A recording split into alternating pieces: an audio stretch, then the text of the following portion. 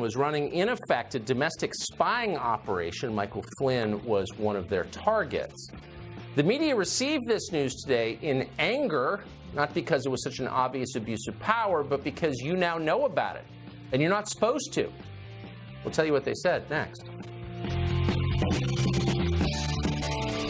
Yesterday, thanks to disclosures from Rick McConnell, the acting head of intelligence, we learned a lot more about the corruption that spawned the Russia hoax that consumed 3 years of this country's time. We learned yesterday that 39 separate people in the Obama administration requested to unmask Mike Flynn's identity in NSA intelligence reports. In other words, they asked to spy on him. Did they have the right to do that? Well, a lot of these people were not criminal investigators or intelligence officers. They were political hacks. They were looking for ammunition to hurt a political enemy. Now, that is the most obvious and ominous kind of abuse of power, the kind the media exist to police. The reason we have a free press is so they can push back against powerful people abusing their power. But they didn't. Today, after learning that, they were mad only because these revelations make the powerful look bad. Obamagate conspiracy theory that President Obama, Vice President Biden, and others were somehow involved in an illegal effort to target Flynn or something like that.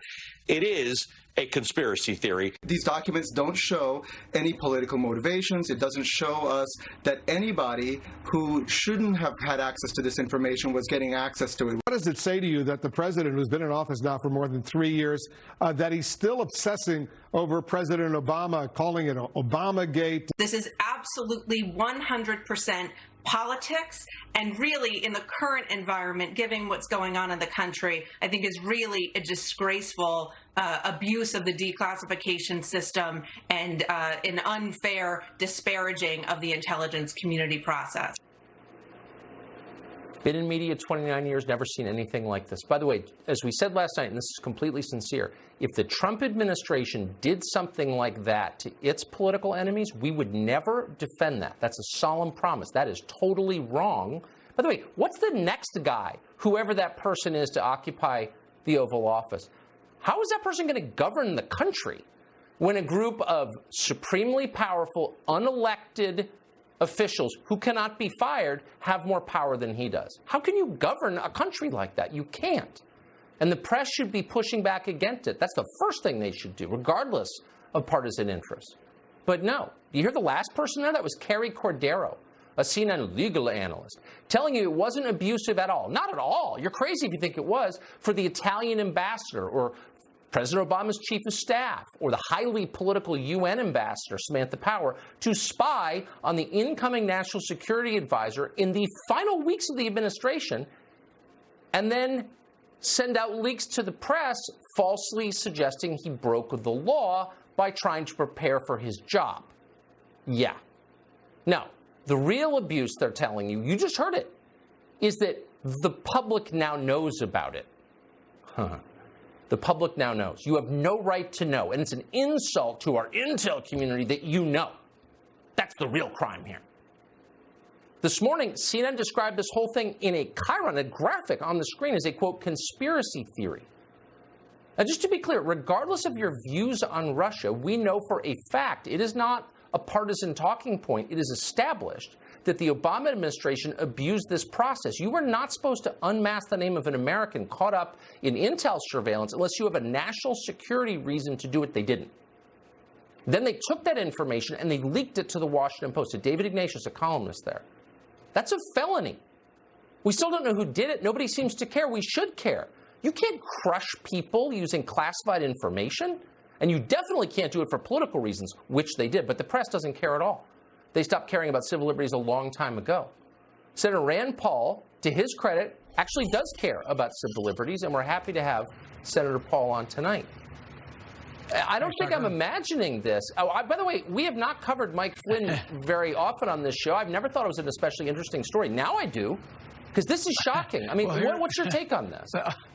Well, here's the thing, Tucker. I think it's worse than you can even imagine, and your viewers need to know that basically this is an end run on the Constitution. They had no warrant to listen to Flynn's conversation. So what they do is they go and they record the conversation of a foreigner, of an ambassador from Russia, but they don't really have to get a warrant. They either get a foreign surveillance warrant, which doesn't really require Fourth Amendment, and I actually don't care if they do or don't on the ambassador, but they're really doing it to come around and get the American. Yes. So it could be all along that Flynn was the target, and they decide to listen to as many people as possible to actually try to get Flynn, but Flynn being the target would be illegal. And when they say, well, there's no proof that this was done for political purposes, what were the national security purposes? And in fact, one of the reforms we should do to this is we should not let them unmask anybody without writing down and affirming what was the national security interest that caused you to unmask this person. I think absolutely it was politically motivated, and they should have to prove to us what was the national security interest. So you have the national security advisor, the new one, coming in, talking to the ambassador about policy. There's no national security interest in that, only political shenanigans because they were trying to gin up this whole conspiracy with Russia thing that really wasn't going anywhere. There's no guarantee Republicans will control either chamber of Congress. Of Congress. We don't know. Is the Republican-led Senate going to do anything to get to the bottom of this, do you think, before November? Well, you know, we had a chance today, and we had a chance to reform FISA. And I had an amendment that said FISA should never be used on Americans, and it should be never used on a political campaign because the FISA court doesn't obey the Fourth Amendment. They only have this standard that is lower than the Constitution that says all you got to do is prove some relationship to a foreign government. So they said, oh, Carter Page is related, so we can do whatever we want. But that's not the Constitution. So Americans should always have the Constitution to protect them.